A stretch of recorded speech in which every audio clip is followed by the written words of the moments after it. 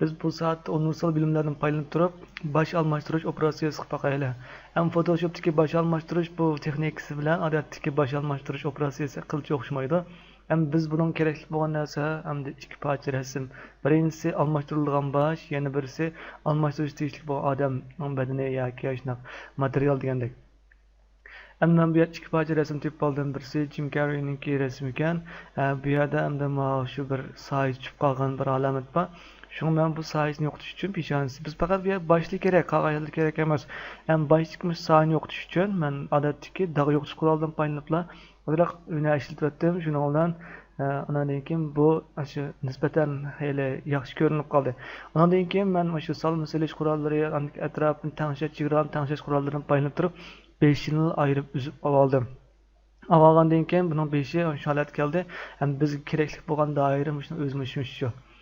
Endi yana birisi material rasmda biz buni nima degan chog'da bir MBA Mayerning rasmi ekan.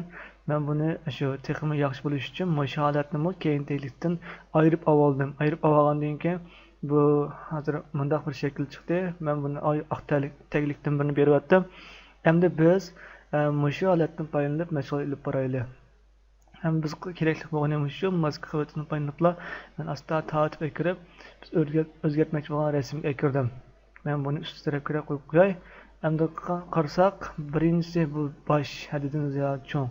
Yana birisi bizga bo'lgan shu ekran sal kichikroq qildi.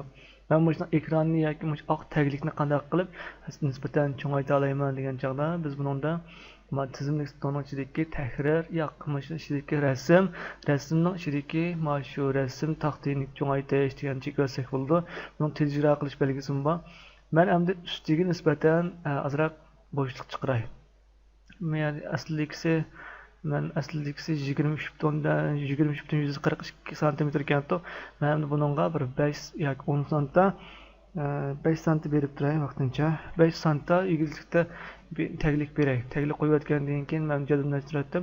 Hozir diqqat qilsak, men keyinda bir oq suzuk holat paydo bo'lib qoldi. Bu hech qisi yo'q, mana shuncha chekib turiblar. Biz keyin taglikka control bilan delete, ya'ni keyinni rangni oldi rang va orqa rangni keyin rang berish uchun control bilan delete ni besatdim, biroq oq holat keldi. Bizga yetarli bir bo'shliq bor. Men endi shu boshni hamda sal o'zgartib qilsak bo'ladi uni. Men buni tartib qilib nisbatan yakri. Bu intayin bir ajoyib bir holat keldi. Men buni muvaffaq darajada kichiltish uchun control bilan T harfini bevosita bosdim. Bosgandan keyin shift belgisini bosib tang nisbat boshda kichiltirib, taxminan quloqlarga kelib tamam, agar nisbatan bo'ldi degan holatda to'xtatsam bo'ldi-da. Menimcha sal 5 chal cho'ngib ketdi, endi yo'g'on boshlab qolsa. Inaklarni ko'rinmaydigan holatga kelib turib, mashalat kelgandan keyin masalan biz sal cho'ngaytaylik, control bilan plus belgisini bosgandan keyin sal cho'ngayib keldi. Men qarasak, chichi oldi chiqib qolgandek qildi. Kichik chichi bor yerini biz olib chiqib deylik. Mana shunaqa qilsak, ya bo'lmasa buning gradusini o'zgarsak bo'laverdi. Yan to'liq darajasini o'zgartib, biz buni sal 5ni singayon holatga keldik. Akab bo'lgandan keyin men buni jazmlashtirib olsam bo'ldi. Qarasam men buni ramkaning ustida hozirlikqa qirlar chiqib qolibdi. Men buni o'chirish uchun asl bajarasini akablar o'chirib bo'ladi. Bevositalar delete belgisini bossam bo'laverdi. Lekin qirlari bizga kashal bo'lganlarni ham o'chirib Uchirib bo'lgandan keyin hozir hamda har holda 5dan cho'ng kishligi normal bo'ldi deb qo'rqgan bo'lsam, men qarasak bo'ldi, men yerda qulq sal chiqib qolgandek qildi. Men buni yana control bilan teni besib turib, sal yuzni samatib mashalat keldik, o'ng tarafga ozroq surdim. Yana biza har holda bo'ldi deb qo'rqgan bo'lsam, ishorat qilsam bo'ldi. Undan keyin bu holat bo'lib qoldi deylik. Men chichining oq kichikgina qolibdi. Men bu yana shu taglik kirib turib chiqarsam bo'ldi. Men asl holat ekilma degan bo'lsam, chunki biz maskaladik va uchirayotmadik. Shunga men buni har vaqt takrorlay olaman. Men bu yerga ozroq chichini chiqarish uchun men bevosita oqni yana o'zgartib turib, bu bek cho'ng chiqibdi. Men o'ttir tirnoq besib turib, muxtarda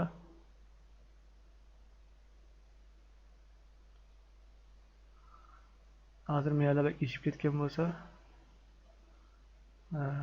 o'sha tansak bo'ldi. Men har bir almashtirib x ko'nikisini besib turib o'zgartay. Men bunikini nisbatan 0 100% o'zgartdim.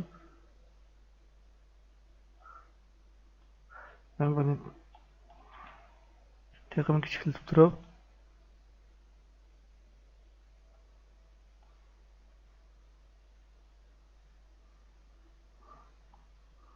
yoki mana holat ekib qo'yib, agar bu holat bo'lmagan bo'lsa men qaytalab kontrol bilan zerni besib tursam bo'ldi. Andan keyin men buni ozroq qilib turib sal cho'ngaytib turib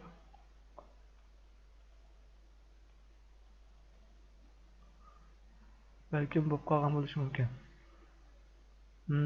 Endi biz buni qarasak, bu boshning rangi bilan badanning rangi o'xshamabdi-da, bir qarab choplab qo'yibdi yoki yuziga bir narsa surkab qo'yibdi deymiz. Qanday qilib uning rangini tangshaymiz?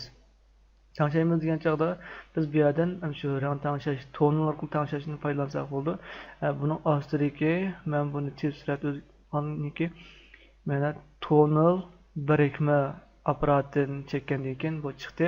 Chiqqandan keyin hozir biz bu tonal deganimiz o'tgan so'zlagan tonal bilan o'xshab qoladi. Faqat bu yerda biz deganimiz qizil, yeshil, ko'k 3 xil rang bor edi unda.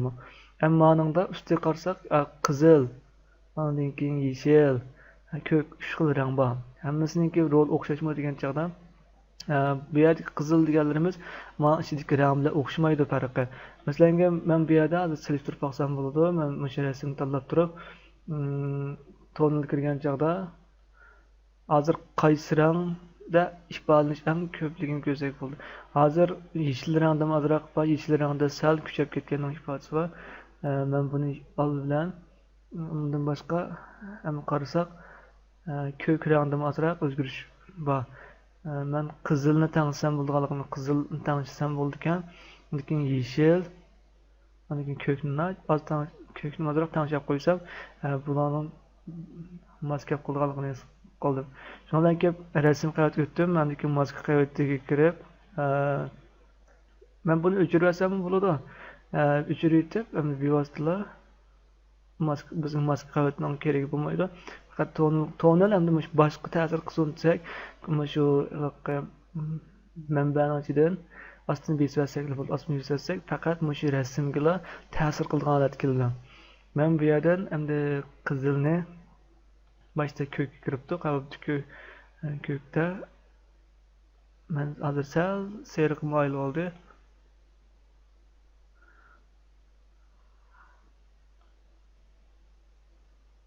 Bakcha qilatsam rangini o'zgarib ketganligini his qilaman. Buni nihoyat injiqlik bilan tangshaymiz.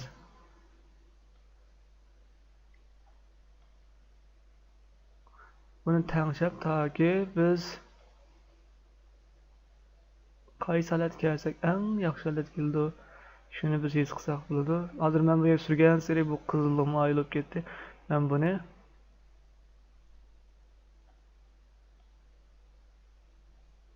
bu yerga surgan sari bu qizil baklashib ketdi.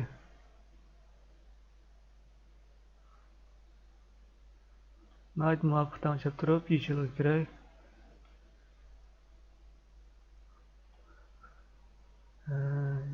Agar mashina bo'lib qoldi degan bo'lsa, hamda mashina tangsak bo'ladi yoki buningki agressivlik orqali quyuqligi, qiynoqligi deganlarni tangsak bo'ldi. Men bu yerga kirib turib, yana bundan agressivlik kirsam bo'ldi. Agressivlik kirib, men buni sal oqatsam bo'ldigandek his qilib qoldim. Nihoyat kichik oqatib hozir ham holatga keldim. Endi bu qarmoqqa hamda herhalde yaxshi bo'ldi. Men mashinaga asosan biz buni o'zgartirish ilib borsak bo'ldi.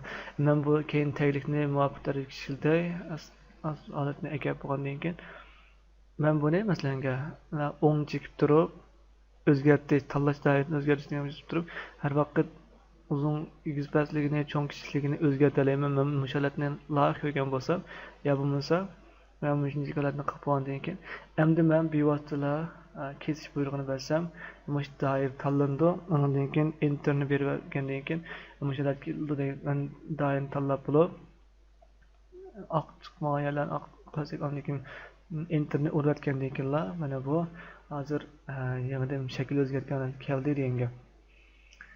Bunun biz keyindagiligini ayirib olishga har vaqt o'zgartish ilib bora olamiz.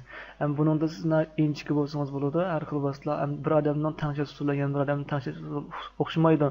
Siz o'zingizga mos kelgan usullardan foydalanib turib tanishish ilib borsangiz bo'laveradi.